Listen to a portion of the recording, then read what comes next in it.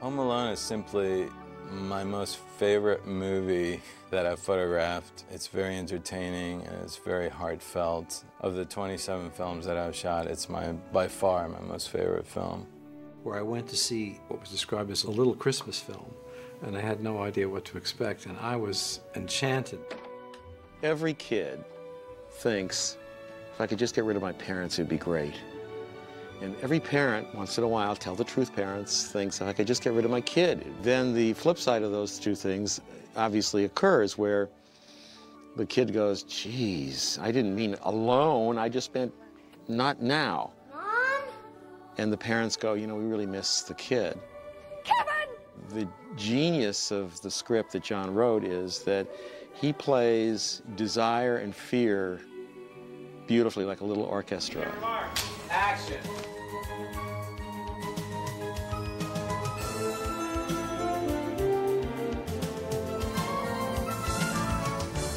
This house is so full of people. It makes me sick. When I grow up and get married, I'm living alone. Did you hear me? I'm living alone. My problem in the film business is that I started with John Hughes, and so he would give me a script, I'd read, I'd go, oh, that's pretty good. You know, first draft, that's pretty good. It took about 10 years after working with John to realize just how good they were. Sometimes you read a script and it says, you know, and the bad guys get the crap beat out of them. One of the brilliant things of John's writing was that he laid out the physical comedy in exquisite detail. It's so well written and it's so well executed, and it's so much fun, and it's so much fun for everyone. And so when I first read the script, I was laughing out loud. It was like a Stooges thing, but shot by shot. So he was incredibly detailed in his vision, and then Chris brought it to life shot for shot. The gags in the film were written in the script, and fairly specifically. At the same time, there were elements that didn't exist in the original script. The character of Marley, I don't think existed in the original screenplay. The movie originally ended with Kevin just saying, just hung around, freeze frame. And we sort of worked together to bring that emotional side to it, as well as the intense sort of comedic side of it. We were telling this story through a child's point of view. For me, I wanted to create a sense of warmth with the picture, making absolutely certain that Home Alone felt timeless. The wardrobe, the look of the picture, it had to have some elegance and give it some style. And Julio Macat came through brilliantly. It was a really exciting time for me because I was just starting out. I had done a very small feature before. I think that was the reason Chris interviewed me for the job. He saw a lot of stunts on my reel, which I think he liked. I had been working as a stuntman, but this was my first big break to double a lead and on a film and be on the film for, 3 months. It was a big break for me because then after Home Alone, I got called a lot to do a lot of physical stunts as car hits and falls and everything because of the nature of the first Home Alone. So it got me a lot of work after that. The set atmosphere on Home Alone was like none other ever. I mean, it was like going to a frat party every day. Everybody was so young. There's always music playing, and Chris was hilarious, and Mark Radcliffe was the AD, and he's now Chris's executive producer on all these huge pictures now, and we just had a blast. It was actually the first time I cast out of Chicago, so I got to go to Chicago, and it was sort of off in Chicago on my own, and it was probably a bit of a confidence builder. The Kevin character, I thought it really had to be cast well. It had to be somebody that you believe could take care of himself. You were afraid for him. This is the furnace. It's the scariest thing in the basement. You should see what it does to me. With the wrong kid, it could have been an obnoxious child. So you needed somebody that was just totally endearing. Kevin, I'm on the phone. No, we're not bringing the dog. Put it in the kennel for the... Hey, get off. Kevin, out of the room. Hang up the phone and make me, why don't you? Well, Macaulay's involvement came from John Hughes. He had been in Uncle Buck. And John said to us, look, you may not want to cast Mac, but take a look at him, meet him, and let's, see what you think. I wanted to find this perfect kid to be in Home Alone, and I didn't want to resort to using Macaulay, who was in Uncle Buck. I thought, I want to find someone on my own. John Hughes suggested me for the part. And, you know, Chris wanted, you know, he met with me early on, but he also wanted to meet with other people. He just didn't want to just take the first thing that was in front of him. Guys, I'm eating junk and watching rubbish. You better come out and stop me. After meeting 400 other kids, I realized that there was no one as special or as unique or as talented as Macaulay. The camera loved him. He just was infinitely relatable to people all over the world. Little did I realize until I started shooting the film that not only did he have it for that film, but he truly was a certified movie star. Macaulay's become a great actor, I think. His recent work is really tremendous. As a 9-year-old boy, how good an actor can you be? So he had a beautiful face, he had a great sense of comedy, and he had a great teacher in Chris also. Action! The dork was whining about a suitcase. What am I supposed to do? Shake his hand and say, congratulations, you're dork? I'm not an idiot. Oh, really? Cut. Okay. I'm not an idiot. Yeah. I'm like Now, guys, here's what you can do. Megan, Hillary, you guys can move a little faster here, okay? So you can say you're completely helpless. Everybody has to do everything for you as you're almost here, okay? So let's try it one more time, guys. And action. I've never done this once in my whole life. That's what Megan said. What did I say? You told Kev you're tough. The dork was whining about a suitcase. What am I supposed to do? Shake his hand and say, congratulations, you're an idiot? I'm not an idiot. Oh, really? You're so helpless. Everyone has to do everything for you. Chris was very, very good with me.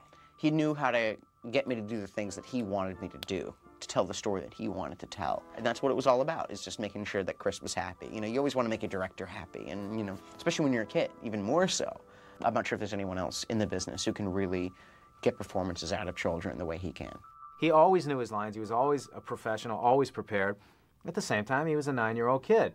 So at any given moment, he would have to become a kid because you don't have that sense of responsibility that you have as an adult. But, you know, as a kid, you get tired sometimes. You tend to get distracted. You tend to laugh. You tend to have fun. And that was all part of what made his performance so special. What happened to my room? Heather, Tracy, and Sandra took it. This house is so full of people. It makes me sick. When I grow up and get married, I'm living alone. Yeah, we're almost there. Everybody was just completely... Macaulay was fun to work with. I mean, he always joked around. He used to play around with the crew all the time. I think he even liked to do their jobs if he could. Me and Chris decided that we would use a dolly shot. Yeah, what should I do here? Do a dolly shot. You think so? Yeah. I don't know. Do you think really? Yeah. Okay. Yeah. And what about after this? I'm not sure. What about a close-up? Good idea. Okay. Should I do that? Yeah. Okay. Someone got the really genius idea of putting a camera in a 9-year-old's hands. But it's interesting to see my point of view that I don't even remember. I don't remember any of this stuff. You know, they just kind of put a camera in my hands and I just shot away. Hey, can I get you on the other side? There's more light. I can't really see you. How do you know all this stuff? Okay, right here, right here. Hi, Chris. Hi, Mac. How you doing? I'm doing good. Take my glasses off for this. I don't want to give you any ideas, but are we going tighter? Are we going tighter? Yes. Is it true that you are in the hit movie Home Alone? Yes, it is true, Macaulay. And there's one thing that I have to say. They told me that in about 15 years that they will still be showing this movie because the style of it is going to still be in fashion. Isn't it true that you're the brother of the famous Macaulay Culkin? Yes, it is true. Do you think Home Alone will be a hit movie? Yes, absolutely. Because you're in it. Thank you. Moving on. We just had a great cast, you know, everywhere. Anyone from Macaulay Culkin and Joe Pesci and Dan. They were just a great bunch of people to work with. We were really lucky. Joe Pesci read it and saw that he could do something with it, and he came on board, and when he came on board, everyone else kind of followed. Joe Pesci was someone I was a gigantic fan of from Raging Bull and Goodfellas, and I thought, God, it would be great if Joe Pesci would agree to do something like this. He warmed to the script. We got along when we first met, and he decided to do the film, which was shocking to me. I didn't expect him to do it. He thought that a lot of what we were asking him to do was a stretch for him, which it was. He handled it so well because a lot of it was, you know, kind of in a different playing field than what he was used to. I think his hardest thing was not to cuss on camera.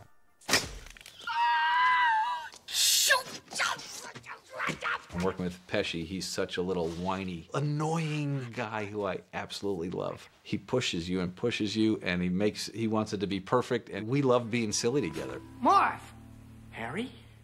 Why the hell did you take your shoes off? Why the hell you dressed like a chicken? I had been a huge fan of Daniel Stern ever since I saw Breaking Away, and he was just, I thought, a phenomenal actor. He was always my first choice, although he wasn't originally cast in the film because we couldn't afford him. They hired another guy, and then I think the other guy, whose name I can't remember, and Pesci rehearsed for like a few days, and then they called me and said, okay. Ironically, because of a failed screen test, Dan ended up getting the role. Thank God that other guy didn't do that movie. Would have been so stupid to have passed. When we first started shooting Home Alone, Chris wanted to have a real sense of danger until the explosion at the end when all the gags are set up and then Macaulay pounds us, and then it got more cartoony. So it was kind of being silly and stupid, but trying to keep some malevolence to it and unleash the slapstick at the end. Hiya, pal. We outsmarted you this time. Get over here. And they had me hung on the hook, which was a whole kind of little system thing that they'd have put me up there and stuff. And so we're rehearsing, and you know, Joe goes, First thing I want to do is bite off every one of his fingers, one at a time. I don't think he did it on purpose. He bit me. And I think he just meant to put his teeth on my finger, but he bit down a little harder than he thought. And I have a little Joe Pesci tooth mark scar right here on my finger. And it's still there. But, you know, I'm actually really proud of it. It's my little Home Alone battle wound. Although we tried to rough up Macaulay as much as we could because that was our best shot at him, you know. Stationary target, finally, that kid. I'm gonna kill that kid! What are you gonna do to him, Harry? I'm gonna burn his head with a blowtorch. And smash his face with an iron. The iron, the way we shot that actually was interesting because the way they did that, obviously they shoot up and they have an iron dropping towards the camera. But when they want to film down looking at me, they built a rig where they put the camera on a rope and dropped the camera at me, and the rope was supposed to poing, you know, stop like right there. So, and I'm supposed to be looking at this 300-pound camera dropping at my face. Okay, I hope we know what we're doing.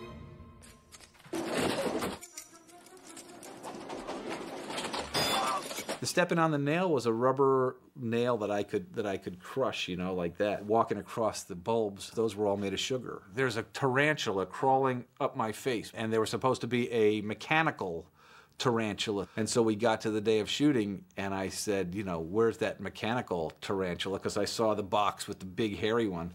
And they said, yeah, that didn't work out. Didn't look real. So it's the real tarantula? Did you take the poison stinger out of the real tarantula? They said, well, you know, if we took the stinger out, the tarantula would die eventually. And I said, but if you don't take the stinger out, I will die because it's going to be crawling on my face, and I'm supposed to scream, and I don't want to scare. Well, tarantulas can't really hear that well, so you can scream. That's when I let out a scream that I think I copied from Psycho. I hope you're making this behind the scenes interesting.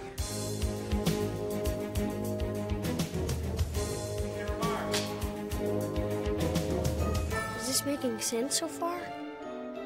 I think what happened with this film is something that doesn't happen often. You have a good story, and then you have a good performance, and then the next layer is you have interesting way of presenting the story, you know, with the photography, with the sets. It was like a layer cake that just got better and better, and then you get one of the best music people in the world to score it. There was another composer who was originally scheduled to do the picture, and his schedule all of a sudden didn't work out, which is like one of those accidents where, you know, like getting Joe or certain other things, you know, a puzzle piece flips away and a better puzzle piece falls into place, and John Williams came on board.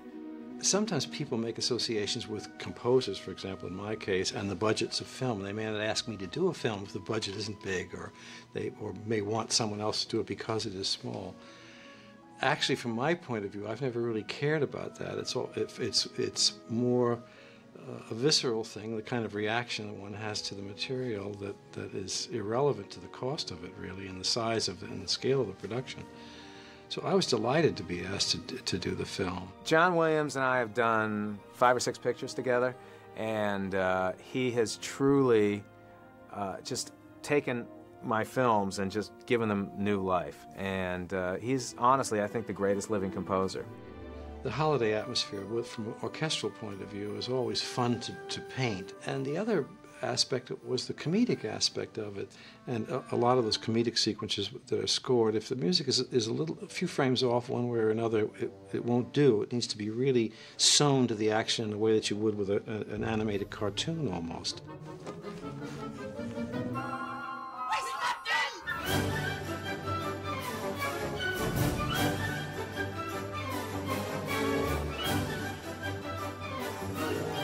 It's a difficult piece to do, even though I think I had more chuckles and more fun doing it than a great many other films that I've done.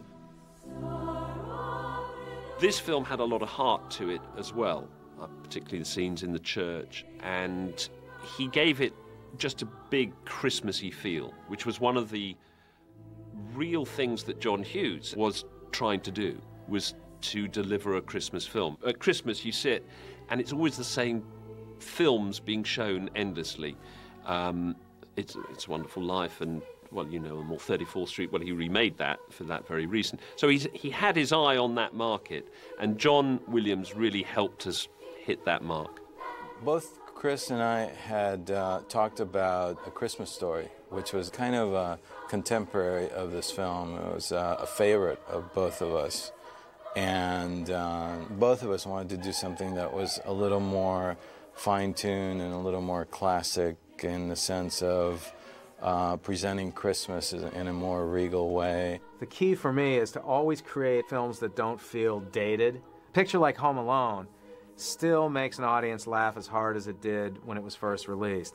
And that to me is what we wanted to do way back then. You know, the goal was always, the mantra was always, guys, when we're old and gray and it's 3 a.m. and this pops up on The Late Show, I want to make sure that none of us are embarrassed by it. It's still funny in the way now, today, that it was back then, and I think it will continue to be. I think it's a classic movie, and it's just, I'm very, very proud to be a part of that. Home Alone is the most special movie I've ever been in, actually. I mean, I love all the movies I've been in, and I'm very proud of them, and I've had great people to work with, but Home Alone has been a calling card throughout the world. What else did you do while we were away? Just hung around. We were just trying to make a good film, as good a film as you can. And making good films is like putting lightning in a bottle. I mean, you assemble the best team you can and then you pray, because you don't know. I mean, that's what makes making films quite an exciting business in all respects. I think Home Alone is everything. It's certainly a holiday movie. I mean, see it every holiday season. I mean, it's a family movie, and it's wonderful slapstick and a comedy. So I think it probably hit every area, so kids could love it, parents could love it. It was a true family movie where everybody could have a good time at the movie. And you know, I've done a lot of thinking about what we did right on the film, because I wanted to recreate it on other films, and it's really difficult to do because the film took on its own style. I think by handling the scenes in the right dramatic context and being aware of the scenes that came before and after, the film took on its own flow that worked for the film.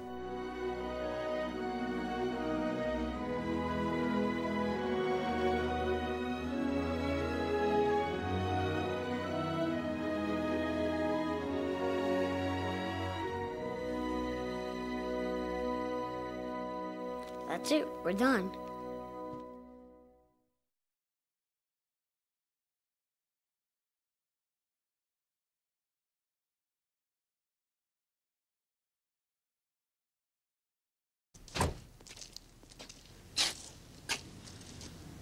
How do you want to go in?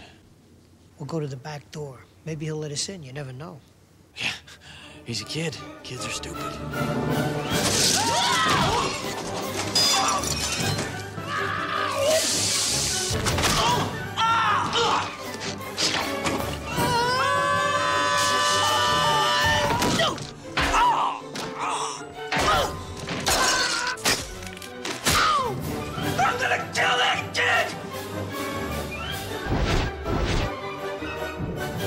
When the burglars come in to the movie, it's a different movie. It's a whole other thing. Yeah, it's slapstick at its finest.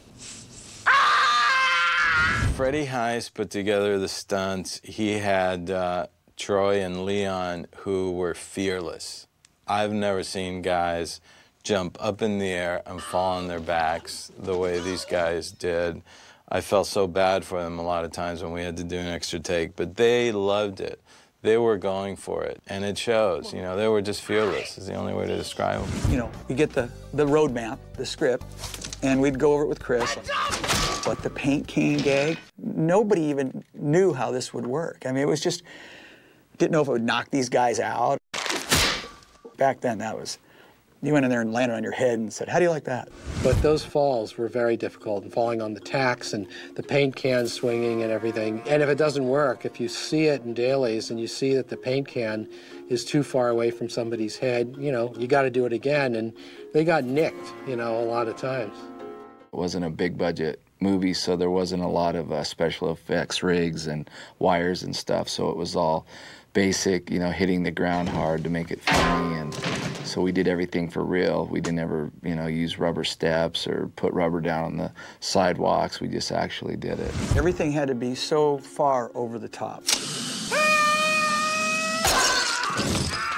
The Home Alone fall, where the guys all fall. Well, Troy Brown created that. We had no idea that was going to happen till the moment we rolled the camera. We supposed to walk up the stairs and supposed to just fall down the stairs. I didn't tell Troy to do it. It's 2 o'clock in the morning. It's January in Chicago. We're outdoors. Grabs the doorknob and does this almost a backflip off the set of stairs, flat on his back. And I thought he broke his neck. I run in there, you know, and Chris goes crazy, everybody goes crazy, and that created the Home Alone fall. They rely on you to do the stunt, and then you just kind of walk them through where you think you're going to land, where you're going to leave your feet, where you think you're going to end up. But you basically, between you and the stunt coordinator, you work it out together what you're going to do. And then they'll set their cameras according to where you think you're going to land and where you think you're going to slip on the ice and things like that. These guys were doing these big pratfalls, and because, quite frankly, I was afraid that I wasn't going to get it with these 3 cameras. So out of fear, out of cautious thinking, we had this small camera. We ended up calling it the bonus cam. And it was the throwaway camera that, you know, once we set up the 3 cameras, you know, bonus cam came in and plopped down somewhere. Well, after a couple of days of doing stunts, the most interesting shot was bonus cam. So then we started to really think about where we're putting bonus cam, because it was working and it was great, and the stunt guys loved it because at times they didn't have to do it again. Yes, yes, yes, yes. Chris Columbus likes to shoot a lot of takes. And I think our stunts, he was pretty good. We got it down to about 6, 7 times. You know, sometimes I just go, hey, that's enough. I mean, I can't, the guy's eyes are crossed. I mean, he can't even get up. You want to do it again? You put the clothes on. But he was pretty cool about it. No, he was really very, very good. He loved Troy. He was really good with Leon. I don't care how much padding you wear. When you take a slip and your foot goes out from under you and the first bounce is your back on steps that are, there was sort of fake ice on them, but those were real steps that he went down. I mean, first of all, you don't know that is this going to be funny, or are you going to be hearing somebody scream the whole time? When you're shooting stunts, you're obviously working with a stuntman and doubles. So for a producer, in some ways, there's less pressure because you haven't got your stars on set. And everybody relaxes a little, but obviously there's the safety issues. And so for a producer, it's a sort of half a dozen of one and 6 of the other. Because you do worry about safety. One of my favorite stunts in the movie is when the 2 burglars come into right below the main staircase in Macaulay's house, and Macaulay throws micro machines out on the floor. They come flying in, and they both do this upside down fall. I mean, it's just no pads, no wires, no matrix, crap. It was just real. 2 guys flinging themselves in the air to their backs. They don't make stunts like that anymore. This is it. Don't get scared now. The best stunt, though, when we got Macaulay Culkin's double, Larry, on the bobsled when he slides out through the deal. Well, Larry didn't trust Troy and I. We rigged this thing. We built a ski ramp inside a practical house, put the toboggan on it, and shot it out the front door. When we did the first test with nobody on it, it shot like 30 feet out the door. It would have killed the guy. So we put all these pads out there, and we build this cable system with a brake on it. Well, when we're doing it, it's going way too slow. And Chris says, it's kind of slow. And I go, don't worry, we'll take care of it. And Larry's panicked. And right when we yelled action, I just flipped the brake off. I just took it off.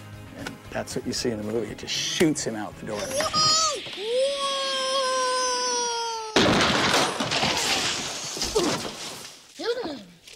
Everything in the movie was used, basically. Every stunt that we did on the show was used in the movie. When we created the Home Alone look, it was Leon Delaney and Troy Brown. And poor Leon, he had to match whatever Troy did. So it created such a buzz after the first movie that Troy and I, it opened up doors for the next 15 years. You know, I mean, I am where I am now because of that. Everybody wanted a piece of that Home Alone look. You guys give up, or you're thirsty for more?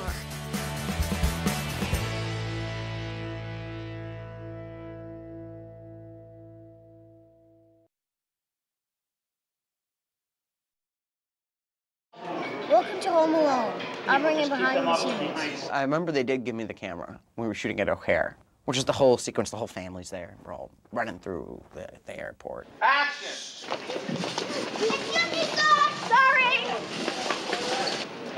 That's good. How would that happen?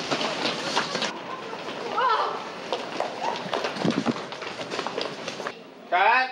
And they, you know, I forget why I was there, because I was actually not even in that scene. Right. Kevin, you're here! But they had me there. I guess they were shooting some other things that day. But yeah, they had just run around and just basically be a 9-year-old given a camcorder, which was a big deal 17 years ago. You know, having a camcorder was a big deal. The Macaulay Culkin Show, going all around the world just for you. The behavior of Home Alone behind the scenes. Hey, wait a minute, wait. Isn't that Kevin? It's on now. Is that Kevin McAllister? We love you, Kevin. Oh, God, can we have your autograph? Please, we love you so much. Yo, this, yeah. the new kids. Is my hair okay? Oh, you look gorgeous. Thank No, hold on. Oh, fab. Oh, fab. Fabulous. Stop being really. dopey. Very And won't be dopey during filming. Cut on set and action. He's at home.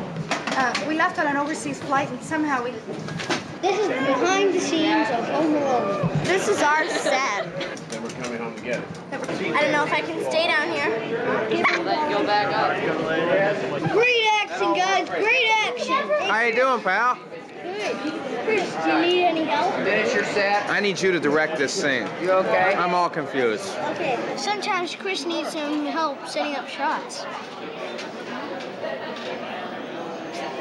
Yeah, and he does.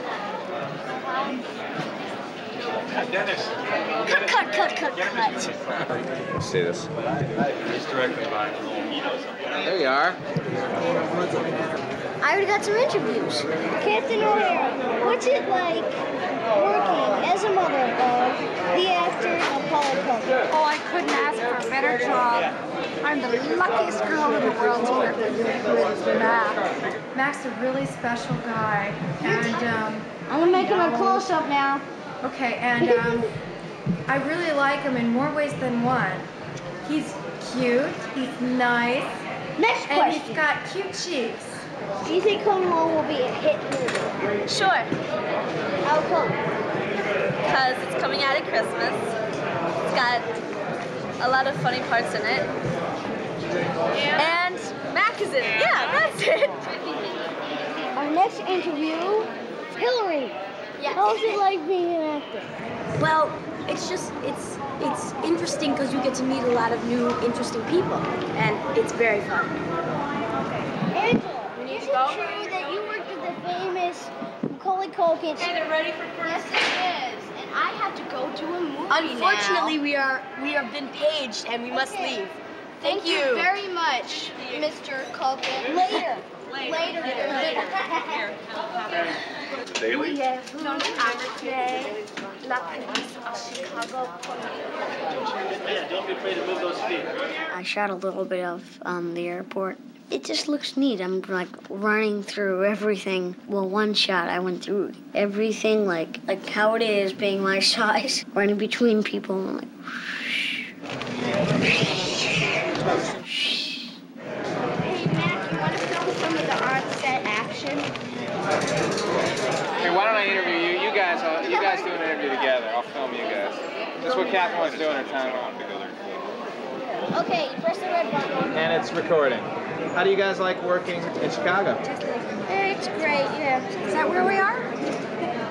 We thought you were in Paris. Well, I was method actor. Yes, I'm in Paris. Hi, Mark. Just filming my other documentary here. This whole area has to open As long as we get credit for the shots. You got it. Jan, that's another setup.